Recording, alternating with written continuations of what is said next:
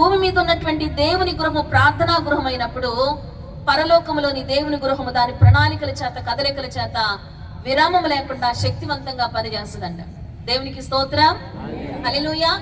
భూమి మీద ఉన్నటువంటి దేవుని గృహాలు, అది దేవుని మందిరమైనా, దేవుని గృహంగా పిలువబడుతున్నటువంటి దేవుని ఆలయంగా పిలువబడుతున్న మన జీవితాల్లోనైనా ప్రార్థన అనేది కనబడినప్పుడు, దేవుని భూమి మీద ఉన్నటువంటి దేవుని గృహము ప్రార్థనా గృహం అయినప్పుడు పరలోకములో ఉన్నటువంటి దేవుని గృహం అంట దాని కదలికల చేత దాని ప్రణాళికల చేత విరామం లేకుండా పనిచేస్తుందంట.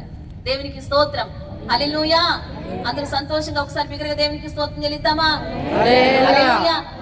పరలోకములో దూతలు వాళ్ళు కార్యాలు జరిగించాలంటే, హడావుడిగా దేవుని యొక్క చిత్తాన్ని భూమి మీద నెరవేర్చాలంటే, ఈ భూమి మీద జరగాల్సిన ఒకే ఒక్క పని ఏంటంటే ప్రార్థన.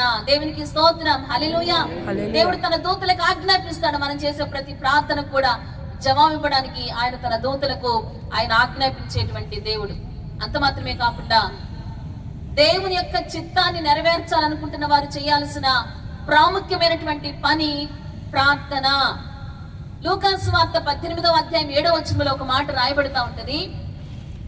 దేవుడు తాను ఏర్పరచుకున్న వారు, అంటే దేవుని చేత చూస్ చేయబడిన వారు, లేకపోతే దేవుని చేత ఎన్నుకున్న వారు, దేవుడు తాను ఏర్పరచుకున్న వారు దివారాత్రులు తన్ను గురించి మొరపెట్టుకొనిచుండగా ఆయన వారికి న్యాయము తీర్చడా, ఆయన వారికి త్వరగా న్యాయం తీరుస్తానని ఆయన వాగ్దానం చేస్తున్నారు. దేవునికి స్తోత్రం, హల్లెలూయా. దేవుడు క్రైస్తవునికి ఇచ్చిన ఒక బలమైన ఆయుధం ఏంటో తెలుసా? ప్రార్థన. ప్రార్థన ద్వారా మన జీవితాల్లో ఎన్నో అద్భుతాలు పొందుకోవచ్చు. ప్రార్థన ద్వారా మన జీవితాలలో చూడలేనటువంటి కార్యము ఏది ఉండదు.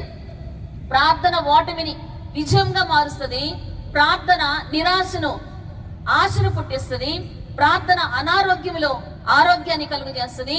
ప్రార్థన సూర్యచంద్రులను సైతము ఆపివేయగలదు. ప్రార్థన ఆకాశపు వాకిళ్లను విప్పగలదు. ప్రార్థన ఆకాశపు వాకిళ్లను అది నిలిపివేయగలదు. ప్రార్థన సింహాల నోళ్లను కూడా మూయగలదు. దేవునికి స్తోత్రం. అందరూ సంతోషంగా బిగ్గరగా దేవునికి స్తోత్రం చెల్లిద్దాం. హల్లెలూయా. ఒక భక్తుడు ఏమంటాడంటే, పేతురు చెరసాలలోకి వెళ్ళినప్పుడు సంఘం ఏం చేసింది మనకు తెలుసు కదండి. అపోస్తల కార్యాలు మనం చదువుతాం కదా. పేతురు చెరసాలలో ఉన్నప్పుడు సంఘం అయితే అత్యాశక్తితో పేతురు కోసం ప్రార్థన చేసింది.